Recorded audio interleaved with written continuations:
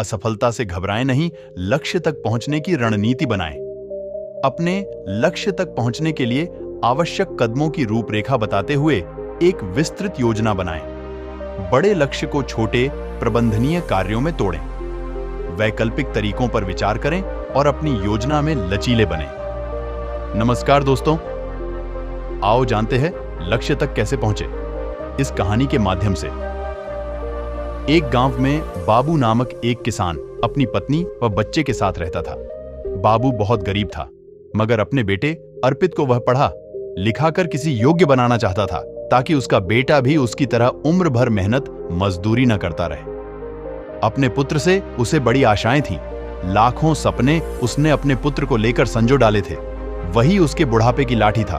उसका बेटा अर्पित भी काफी बुद्धिमान था। वह गांव के गुरु दीनानाथ के पास जाकर शिक्षा ग्रहण कर रहा था। उसने भी अपने मन में यही सोचा हुआ था कि वह भी पढ़ लिख कर बड़ा आदमी बनेगा और अपने माँ बाप के कदमों में दुनिया भर की सारी खुशियां और सारे सुख लाकर डाल देगा। इंसान यदि किसी लक्ष्य को निर्धारित कर ले और सच्चे मन से उसे पाने का प्रयास करे तो वह उसमें सफलता प्राप्त कर ही लेता है। ऐसा ही अर्पित के साथ भी हुआ। वह अपनी कक्षा में अच्छे नंबरों से उत्तीर्ण हुआ। सारे गांव में उसकी खूब तारीफ हुई। अपने बेटे की सफलता पर बाबू का मस्तक भी गर्व से ऊंचा हो उठा। एक रात बाबू ने अपनी पत्नी से कहा, अर्पित की मां, मेरे मन में अर्पित को लेकर काफी दिनों से एक विचार उठा रहा है। कहो जी। बाबू की पत्नी ने कहा, ऐसी क्या बात है? क्या अर्पित की शादी ब्याह का विचार बनाया है? अर्पित की मां, शादी ब्याह तो समय आने पर हम उसका करेंगे ही, मगर अभी उसे अपने पैरों पर तो खड़ा होने दें। मेरा तो यह विचार है कि क्यों ना हम उसे शहर भेज दें, ताकि वहां जाकर कोई अच्छा सा काम धंधा सीखकर कुछ बनकर दिखाए। यहां गांव में तो बस मेहनत मजदूरी का ही धंधा है। पढ़ने लिखने के बाद भी यदि उसे यही धंधा करना है तो पढ़ाई लिखाई का लाभ ही क्या है? हमारा तो अपना कोई खेत भी नहीं है जिसमें मेहनत करके वह कोई तरक्की कर सके। मगर अर्पित के बापू, अर्पित ने तो आज तक शहर देखा ही नहीं है। हम किसके भरोसे उसे शहर भेज दें? अर्पित की मां मनोरमा ने कहा। माना कि हमारा अर्पित समझदार और सूझबूझ वाला है और शहर में वह कोई अच्छा सा काम काज तलाश भी लेगा, मगर शहर में टिकने का कोई ठिकाना भी तो होना चाहिए। सुनो अर्पित की मां, शहर में मेरा एक मित्र है। हालांकि हम दोनों वर्षों से एक दूसरे से नहीं मिले, मगर फिर भी मुझे उम्मीद है कि यदि मैं अर्पित को उसका पता ठिकाना समझाकर भेजूं तो वह अवश्य ही उसे शरण देगा और रोजी रोजगार ढूंढने में वह अर्पित की सहायता भी करेगा। बात तो आपकी ठीक है अर्पित के बापू, लेकिन मेरा मन नहीं मान रहा कि मैं अपने पुत्र को अपनी आंखों से दूर करूं। ऐसा तुम अपनी ममता के हाथों मजबूर होकर कह रही हो, मगर दिल से तो तुम भी यही चाहती हो कि हमारा बेटा तरक्की करे। इसलिए दिल को मजबूत बनाओ। पितहर जाकर कुछ बन गया तो हमारा बुढ़ापा भी सुख से गुजरेगा। और इस प्रकार बाबू ने अपनी पत्नी को समझा बुझाकर अर्पित को शहर भेजने के लिए राजी कर लिया। उसी शाम अर्पित जब अपने दोस्तों के साथ खेल कूद कर घर वापस आया तो बाबू ने बड़े प्यार से अपने पास बैठाया और अपने मन की बात बता दी। अर्पित यह जानकर बहुत खुश हुआ कि उसका पिता उसे शहर भेजना चाहता है। वास्तव में अर्पित भी यही चाहता था कि वह किसी प्रकार शहर चला जाए और वहां कोई ऐसा काम धंधा करे जिससे उसका परिवार हमेशा के लिए गरीबी से छुटकारा पाकर सुख भोगे। अतः पिता का प्रस्ताव पाकर वह बड़ा खुश हुआ और बोला, पिताजी, चाहता तो मैं भी यही था कि पढ़ लिख कर शहर जाऊं और अच्छी सी नौकरी करके घर की कमाई में आपका हाथ बटाऊं, मगर कहीं आप मुझे शहर भेजने से इनकार न कर दें। यही सोचकर मैंने आपसे अपने मन की बात नहीं कही। मगर अब जब आप स्वयं ही मुझे शहर भेजने के इच्छुक हैं, तो इससे अधिक खुशी की बात मेरे लिए भला और क्या हो सकती है। मैं अवश्य ही शहर जाऊंगा। दूसरे ही दिन बाबू ने उसे दीन दुनिया की ऊंच नीच समझाई और अपने मित्र का पता देकर शहर के लिए विदा कर दिया। अर्पित काफी सूझबूझ वाला समझदार युवक था। अपने माता पिता के दुख दर्द को वह भली भांति समझता था। वह यह भी जानता था कि गांव में रहकर तो उसका भविष्य अंधकार में ही डूबा रहेगा, जबकि उसकी इच्छा बड़ा आदमी बनकर अपने माता पिता को भरपूर सुख देना था। अतः खुशी खुशी वह शहर के लिए रवाना हो गया। शहर आकर अर्पित की आंखें चूंधियां गईं। बहुत सारे लोग, मेले की सजी संवरी दुकानें, मोटर गाड़ियों की आवागमन। खैर, आश्चर्य से वह सब देखता। अर्पित अपने पिता के कथित दोस्त से मिलने चल दिया। लेकिन जब वह पता के बताए स्थान पर पहुंचा तो पता चला कि उसके पिता का दोस्त मनोहर तो न जाने कब का इस दुनिया को छोड़ गया और अब तो उसके परिवार का भी कोई अता पता नहीं था। यह जानकर अर्पित बहुत निराश हुआ और सोचने लगा कि अब क्या होगा। आशा निराशा तो जीवन में चलती ही रहती है, लेकिन अर्पित उन युवकों में से नहीं था जो हताश होकर बैठ जाते हैं। उसमें हिम्मत और आत्मविश्वास कूट-कूट कर भरा था। उसने अपने आप को दिलासा दिया और बोला, बेटे अर्पित, निराश होने से कुछ नहीं होगा। अब शहर आ ही गए हैं तो कुछ करके ही लौटेंगे। माँ और पिता ने मुझसे बड़ी उम्मीदें लगा रखी हैं। मैं ही उनके बुढ़ापे की लाठी हूं। अब शहर आ ही गया हूं तो कुछ बनकर ही लौटूंगा।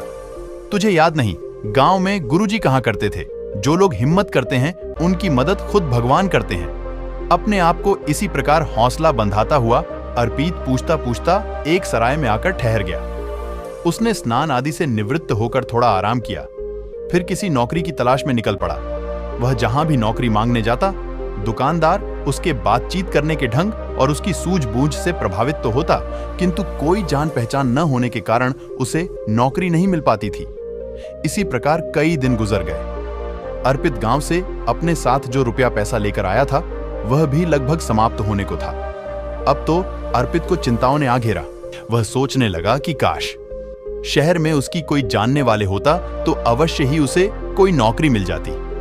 एक दिन की बात है, अर्पित थक हार कर एक पेड़ के नीचे बैठा मौजूदा स्थिति के विषय में सोच रहा था।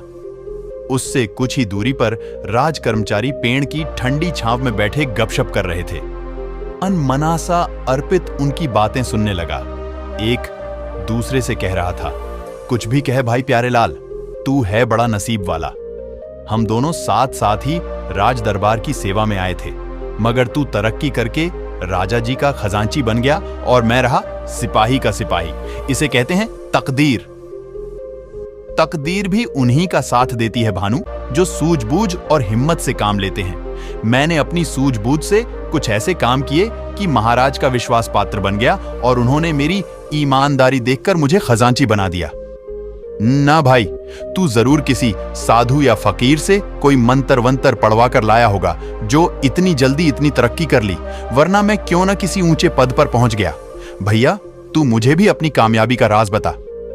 तेरे जैसे लोग इसी चक्कर में रहते हैं कि पकी पकाई मिल जाए और खा लें।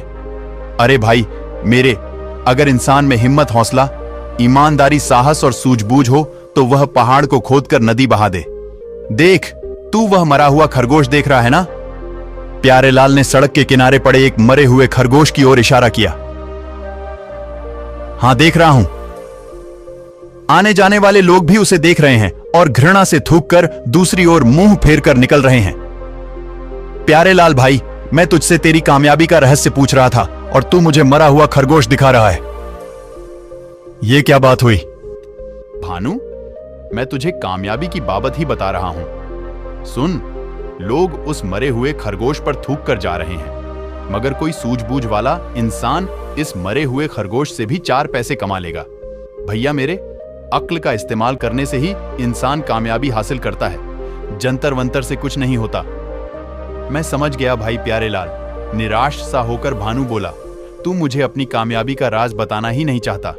खैर, कभी तो मेरे भी दिन बदलेंगे। अब चलते हैं। इस प्रकार वे दोनों राज कर्मचारी उठकर चले गए। वे तो चले गए, मगर खजांची प्यारेलाल की खरगोश वाली बात ने अर्पित के दिमाग में खलबली सी मचा दी। उसके दिमाग में प्यारेलाल की कही बात बार बार गूंज रही थी।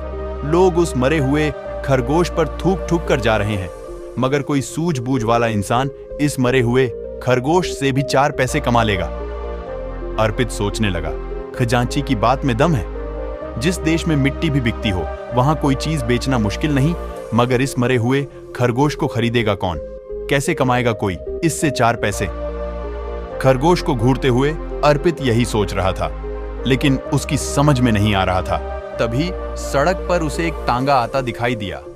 तांगे में एक सेठ बैठा था, जिसने एक कुत्ता को अपनी गोद में दबोचा हुआ था। कुत्ता बार बार उसकी पकड़ से छूटने की कोशिश कर रहा था। अभी घोड़ा गाड़ी अर्पित के आगे से गुजरी ही थी कि कुत्ता सेठ की गोद से कूदा, झाड़ियों में जा छुपा। अरे अरे तांगे वाले, तांगा रोको, मेरा कुत्ता कूद गया, सेठ चिल्लाया। तांगा रुका और सेठ उतरकर तेजी से झाड़ियों की तरफ लपका। अरे भाई तांगे वाले, देखो मेरा कुत्ता उन झाड़ियों में जा छुपा है, उसे पकड़ने में मेरी मदद करो। सेठ झाड़ियों के पास जाकर कुत्ते को बुलाने लगा। आ कुरकुर। इसी बीच तांगे वाला और अर्पित सहित कुछ अन्य लोग भी वहां जमा हो गए थे। अरे भाई, मैं किसी खास प्रयोजन से इस कुत्ते को खरीद कर लाया हूं, कोई इसे बाहर निकालने में सहायता करो। सेठ बेताब होकर एकत्रित हो गए लोगों से गुहार कर रहा था, जबकि झाड़ियों में छुपा कुत्ता पंजे झाड़ झाड़ कर गुर्रा रहा था। देख नहीं रहे हो सेठ जी कि कुत्ता किस प्रकार गुर्रा रहा है? एक व्यक्ति बोला, हाथ आगे बढ़ाते ही झप। ये सब देखकर अर्पित के मस्तिष्क में राजा के खजांची की बात गूंज गई। कोई सूझबूझ वाला इंसान इस मरे हुए खरगोश से भी 4 पैसे कमा लेगा। अर्पित के मस्तिष्क में धमाका सा हुआ और तुरंत उसके मस्तिष्क में एक युक्ति आ गई। वह सेठ से बोला, सेठ जी, अगर मैं आपके कुत्ते को काबू करके दूं तो आप मुझे क्या देंगे? आए। सेठ जी ने तुरंत अर्पित की ओर देखा और बोला, भाई, तू मेरे कुत्ते को काबू करके देगा तो मैं तुझे चांदी का एक सिक्का दूंगा। चांदी का सिक्का? अर्पित के मन में लालच आया। ठीक है, आप यहीं रुकिए, मैं अभी आपके कुत्ते काबू करके आपको देता हूं, कहकर दौड़ा दौड़ा उसी दिशा में गया जिधर मरा हुआ खरगोश पड़ा था। वाह बेटा अर्पित, बन गया काम। उस खजांची ने ठीक ही कहा था कि यदि सूझबूझ से काम लिया जाए तो इस मरे हुए खरगोश से भी 4 पैसे कमाए जा सकते हैं। अर्पित ने मन ही मन खुश होते हुए एक रस्सी तलाश की और खरगोश की गर्दन में फंदा डालकर झाड़ियों की ओर चल दिया। हटो हटो, सब पीछे हटो। भीड़ को एक ओर हटाता हुआ बोला, कुत्ता अभी बाहर आता है। अरे, मरा हुआ खरगोश, यह तो वहां पड़ा था, किसी ने कहा। दूसरा बोला, भाई वाह, इस लड़के ने तो मौके का फायदा उठाकर एक सिक्का कमा लिया। इसे कहते हैं बुद्धि का करिश्मा। यह लड़का अवश्य ही एक दिन बड़ा आदमी बनेगा। लोग तरह तरह की बातें बनाने लगे। अर्पित झाड़ियों के करीब बैठ गया और रस्सी से बंधे खरगोश को कुत्ते के सामने लहराने लगा। मोटे खरगोश को देखकर कुत्ते के मुंह में पानी भर आया। एक नजर उसने मैत्री भाव से अर्पित की ओर देखा, फिर दुम हिलाते हुए धीरे धीरे अर्पित के करीब आने लगा। सभी लोग उत्सुकता से यह तमाशा देख रहे थे और फिर कुछ ही पलों बाद खरगोश के लालच में जैसे ही कुत्ता बाहर निकला, अर्पित ने उसकी पीठ पर प्यार से हाथ फेरा और उसे गोद में उठा लिया। दोस्तों, अगर हम सूझबूझ से करें तो कोई कार्य ऐसा नहीं है संभव ना हो। कहानी अच्छी लगी हो तो लाइक और सब्सक्राइब करें। नमो बुद्धाय।